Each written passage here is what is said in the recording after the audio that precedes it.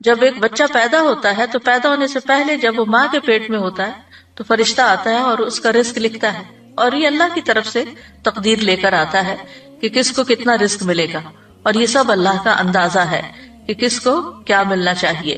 اللہ کے سوا کوئی اور انسان کے رزق کا مالک نہیں، اللہ رزق دیتا ہے، لیتا نہیں ہے۔ سورۃ طٰہٰ میں اللہ تعالیٰ فرماتے ہیں وَأْمُرْ أَهْلَكَ بِالصَّلَاةِ وَاصْطَبِرْ عَلَيْهَا لَا نَسْأَلُكَ رِزْقًا نَحْنُ نَرْزُقُكَ وَالْعَاقِبَةُ لِلتَّقْوَىٰ، اور اپنے گھر والوں کو نماز کا حکم دو اور اس پر خوب پابند رہو، ہم تم سے کسی رزق کا مطالبہ نہیں کرتے، ہم ہی آپ کو رزق دیتے ہیں اور اچھا انجام تقویٰ کا ہے۔ لیکن آپ دیکھیے کہ اس کے برعکس ہم اپنے گھر والوں کو کس چیز کا یا بچوں کو کس چیز کا حکم دیتے رہتے ہیں، وہ نماز پڑھیں یا نہ پڑھیں، نماز کی پابندی کریں یا نہ کریں، اس کا اتنا غم نہیں ہوتا جتنا اس بات کا غم کہ یہ کیا کما رہے ہیں، یہ کہاں سے کھائیں گے، یہ کیسے جئیں گے۔ ضرور اس کی فکر ہونی چاہیے۔ یہ نہیں کہا گیا کہ اسباب اختیار نہ کرو، اسباب اختیار کرنے چاہیے، لیکن اللہ سبحانہ وتعالیٰ فرماتے ہیں کہ ہم آپ سے رزق نہیں مانگتے، رزق تو اللہ کے ہاتھ میں ہے۔ ان اللہ هو الرزاق ذو القوة المتین، اور اگر وہ اپنا رزق روک لے تو کوئی دے نہیں سکتا۔ امن ھذا الذی یرزقکم ان امسک رزقہ بل لجوا فی عتو ونفور، یا وہ کون ہے جو تمہیں رزق دے اگر وہ اپنا رزق روک لے، بلکہ وہ سرکشی اور بدکنے پر اڑے ہوئے ہیں۔ تو جب انسان کو یہ یقین ہو جاتا ہے کہ رازق اللہ ہے تو پھر انسان رزق کی تنگی میں اسی کی طرف رجوع کرتا ہے، ورنہ وہ انسانوں کو یہ سمجھتا ہے کہ یہ میرے رازق ہیں تو پھر وہ ان کی چاکری پہ لگ جاتا ہے اور ان کی خوشامد پہ لگ جاتا ہے کہ شاید یہی جاب دیں گے تو جاب ہوگی، یا یہ تعاون کریں گے تو ہی رزق ملے گا، جبکہ رزق جو ہے وہ اللہ کے ذمہ ہے۔ اللہ تعالیٰ فرماتے قل ارأیتم ان اصبح ماؤکم غورا فمن یأتیکم بماء معین، کہہ دو کیا تم نے دیکھا اگر تمہارا پانی گہرا چلا جائے تو کون ہے جو تمہیں بہتا ہوا پانی لا کر دے۔ یعنی رزق کے جتنے بھی سورسز ہیں وہ اللہ کے ہاتھ میں ہیں، اور بندوں کی ضرورت کے مطابق ان کو نکالتا رہتا ہے، اور پھر جس کو جیسا چاہتا ہے، جتنا چاہتا ہے رزق دیتا ہے، جس کو چاہتا ہے وافر دیتا ہے، جس پہ چاہتا ہے تنگ کر دیتا ہے۔ سورۃ ذاریات میں آتا ہے ان اللہ هو الرزاق ذو القوة المتین، بے شک اللہ ہی بے حد رزق دینے والا، طاقت والا، نہایت مضبوط ہے، اور رزق کے معاملے میں کوئی بھی اللہ کو عاجز کرنے والا نہیں۔ یعنی اگر اللہ تعالیٰ دینا چاہے کسی کو تو کوئی روک نہیں سکتا، اور اگر وہ روک دے تو کوئی دے نہیں سکتا۔ قرآن مجید میں آتا ہے ان ھذا لرزقنا ما لہ من نفاد، بلا شبہ یقیناً یہ ہمارا رزق ہے جس کے لیے کسی صورت ختم ہونا نہیں ہے۔ دنیا میں بھی جب تک مخلوقات زندہ ہے رزق آتا رہے گا، اور جنت میں جانے کے بعد تو جنت کا رزق کبھی ختم ہوگا ہی نہیں۔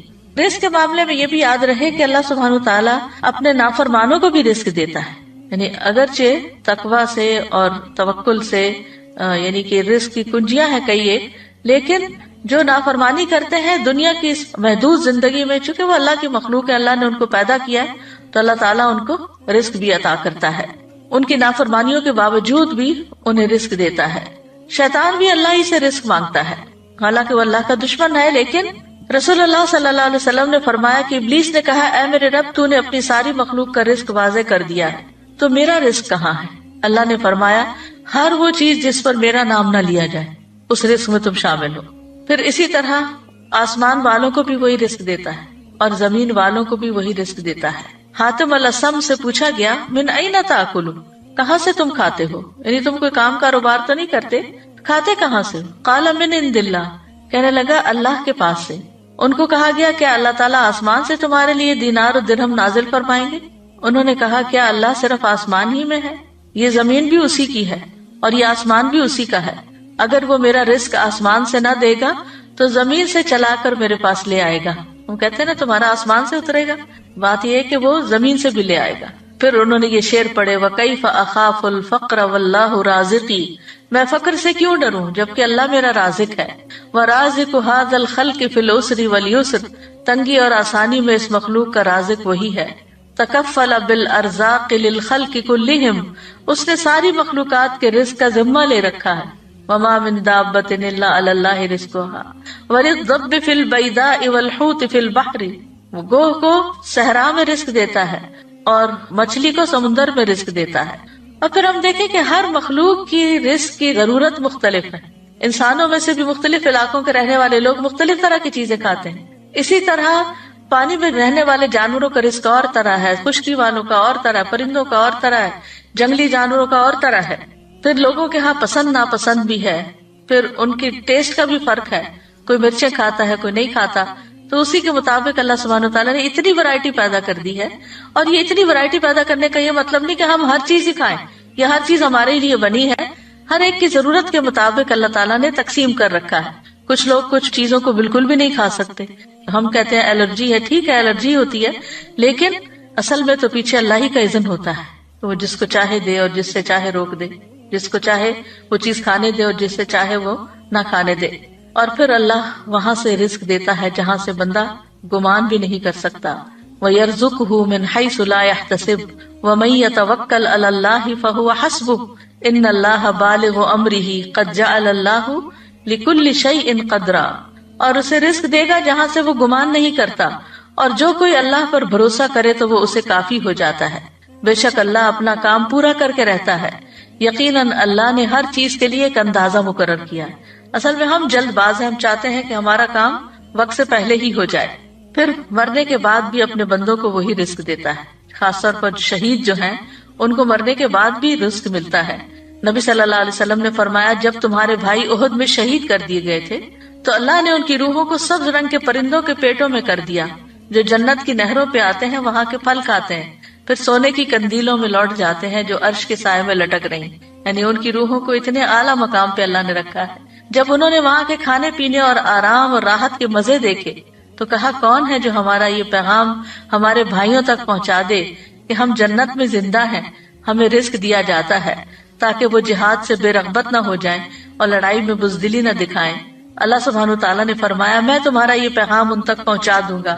چنانچہ اللہ نے یہ آیت نازل کی وَلَا تَحْسَبَنَّ الَّذِينَ قُتِلُوا فِي سَبِيلِ اللَّهِ أَمْوَاتًا بَلْ أَحْيَاءٌ عِندَ رَبِّهِمْ يُرْزَقُونَ. وہ لوگ جو اللہ کی راہ میں قتل ہوئے ان کے بارے میں یہ ہرگز خیال نہ کیجیے کہ وہ مردہ ہیں، بلکہ وہ زندہ ہیں، اپنے رب کے پاس رزق دیے جاتے ہیں. اور پھر ایک اور جگہ پر بھی اللہ تعالیٰ نے ایسے لوگوں کے لیے رزقا حسنا کی خوشخبری دی. والذین ہاجروا فی سبیل اللہ ثم قتلوا او ماتوا لیرزقنہم اللہ رزقا حسنا وان اللہ لہو خیر الرازقین. اور جن لوگوں نے اللہ کے راستے میں وطن چھوڑا پھر قتل کر دیے گئے یا مر گئے، یقیناً اللہ انہیں ضرور رزق دے گا، اچھا رزق، رزقا حسنا. اور بے شک اللہ یقیناً سب رزق دینے والوں میں سے بہترین ہے. رزق کے کم یا زیادہ ہونے میں اللہ کی حکمتیں ہوتی. یاد رکھیے وافر رزق کا ملنا اللہ کی رضامندی کی علامت نہیں. جب کسی کے پاس بہت آ جاتا ہے تو عموماً وہ اس خوش فہمی کا شکار ہو جاتا ہے کہ اللہ مجھ سے بہت راضی ہے. کبھی اللہ تعالیٰ گمراہ اور جاہل لوگوں کے رزق میں بہت اضافہ کر دیتا ہے، ان پر دنیا وسیع کر دیتا ہے، اور کبھی اہل ایمان پر رزق تنگ کر دیتا ہے. تو یہ نہیں سمجھا جانا چاہیے کہ جو کچھ ہمیں ملا ہے یہ زیادہ ملا ہے، یہ اللہ کی محبت یا چنے ہوئے ہونے کی دلیل ہے. اللہ دنیا اس کو بھی دیتا ہے جس سے وہ محبت کرتا ہے، اور اس کو بھی دیتا ہے جس سے وہ محبت نہیں کرتا، مگر ایمان صرف اس کو عطا کرتا ہے جس سے وہ محبت کرتا ہے. رزق کا گھٹنا بڑھنا جو ہے یہ اللہ کی طرف سے ایک امتحان ہے. جیسے اور بہت سی چیزوں میں امتحان ہے تو رزق کے معاملے میں بھی ایک امتحان ہے. فَأَمَّا الْإِنسَانُ إِذَا مَا ابْتَلَاهُ رَبُّهُ فَأَكْرَمَهُ وَنَعَّمَهُ فَيَقُولُ رَبِّي أَكْرَمَنِ وَأَمَّا إِذَا مَا ابْتَلَاهُ فَقَدَرَ عَلَيْهِ رِزْقَهُ فَيَقُولُ رَبِّي أَهَانَنِ. بس لیکن انسان جب اس کا رب اسے آزمائے پھر اسے عزت بخشے اور اسے نعمت دے تو کہتا ہے میرے رب نے مجھے عزت بخشی. لیکن جب وہ اسے آزمائے پھر اس پر اس کا رزق تنگ کر دے تو کہتا ہے میرے رب نے مجھے ذلیل کر دیا. تو اللہ سبحانہ تعالیٰ کے اس فرمان سے بالکل واضح ہو رہا ہے کہ یہ رزق کا دیا جانا اور رزق کا لیا جانا دونوں ہی امتحان ہے. پھر یہ ہے کہ کبھی رزق کی کمی خیر کا باعث بھی ہوتی ہے اور کبھی وافر رزق خیر کا باعث ہوتا ہے، کیونکہ رزق کا وافر ہونا بہرحال آزمائش تو ہے، لیکن نیک انسان کے لیے اچھا مال خوش قسمتی کی علامت ہے، کیونکہ وہ اسے اچھے کاموں میں صرف کرتا ہے اور اس سے اس کے درجات اور بلند ہوتے ہیں. مومن ایسا نہیں ہوتا کہ جب اس کو زیادہ مال ملے تو وہ صرف اپنا معیار زندگی بڑھانے کی فکر کرے، بلکہ وہ ضرورت کے بعد دوسروں کا خیال رکھتا ہے. بعض اوقات رزق کا وافر ہونا سرکشی کا باعث بھی بن جاتا ہے، اس لیے اللہ سبحانہ تعالیٰ ایک حد کے اندر ہی سب کو رزق دیتا ہے. وَلَوْ بَسَطَ اللَّهُ الرِّزْقَ لِعِبَادِهِ لَبَغَوْا فِي الْأَرْضِ وَلَكِنْ يُنَزِّلُ بِقَدَرٍ مَا يَشَاءُ إِنَّهُ بِعِبَادِهِ خَبِيرٌ بَصِيرٌ۔ اور اگر اللہ اپنے بندوں کے لیے رزق فراخ کر دیتا تو یقیناً وہ زمین میں سرکش ہو جاتے، لیکن وہ ایک اندازے کے ساتھ اتارتا ہے جتنا وہ چاہتا ہے،